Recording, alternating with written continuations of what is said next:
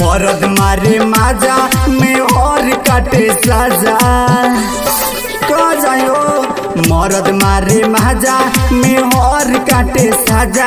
आ पीछावा से देवरा गई लेला पाजा लोडा परे ज्यादा लोडा परे ज्यादा कदेहिया सूख के भइल उई माँ कदेहिया सूख के भइल आधा लोडा परे ज्यादा कदेहिया सूख के भइल आधा लोडा परे ज्यादा। मरद मारे माजा में और काटे साजा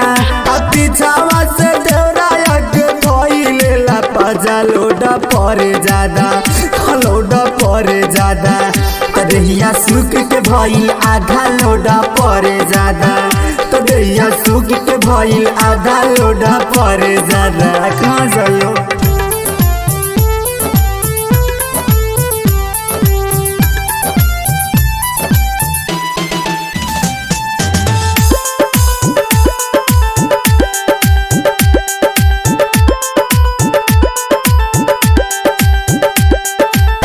नैहर में खैनी रोटी से घी बोर के बाहर सुत रहे हो। हाँ नैहर में खैनी रोटी से घी बोर के सुख बन ससुरा में ध देलन सनोच के नैहर में खैनी रोटी से घी बोर के दर्द होला नरम तले दे देलन ताजा लोडा परे ज्यादा लोडा परे ज्यादा देहिया सूख के भइल हुई माँ देहिया सूख के भइल आधा लोडा परे ज्यादा तो देहिया सूख के भइल आधा लोडा परे ज्यादा।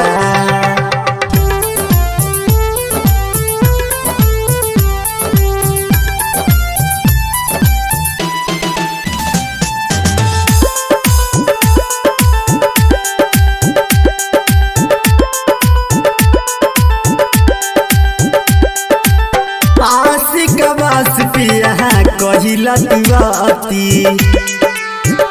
कहाँ जाई हाँ आशिक बास पिया कहिला तुआती ऐसन सुनर चीज के कहिला तू छाती